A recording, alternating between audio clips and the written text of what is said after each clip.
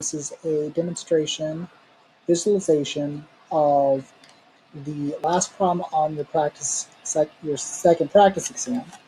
And so this red area here, this is the enclosed area of the garden, the rectangular garden. Let's say the dimensions x from 0 to x, that's going to be the dimensions of the width of the garden, and from say 0 to y, y1 here, that's going to be the dimensions of the length of the garden. And as you can see, their product is 100. That means the area enclosed is always 100. But notice as we move the slider here, what we get, this red line up here, this represents the perimeter of the garden. So the garden will have the same area, but as you vary the dimensions, as you vary the width, it will have different perimeter.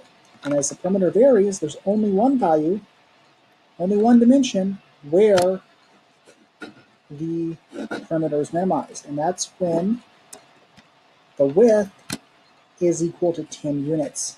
In that case, in this case, you can see the area of this rectangular garden is no longer just a rectangle, it's actually in the shape of a square.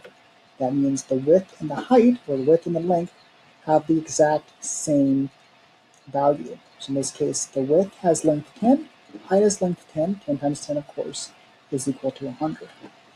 If you look at any other value, this red line up here is going to be larger than 40. And you can see that this makes sense, right? Because here, just notice, for example, the width is small, but what's the length of the rectangular garden? It's 20. 20, there's two, right? Two sides that are parallel to the length of the garden, and each of them have length 20. 20 plus 20 is 40. So whatever this small amount is, it's going to be larger than 40. Now as we go up here, even more so, you can see actually the perimeter, right? That's off this graph here. You can zoom out to see exactly where it is. It's almost at 100 there. So that's even worse. The length of this rectangular garden is really long, so we're using much extra fencing, a lot of extra fencing than is necessary. So it's going to be minimized here, as I said before, when the length and the width is equal to 10. If we have a width that's larger than 10, well then we can see the perimeter, this red line, goes back up. And again, that's because the width, right?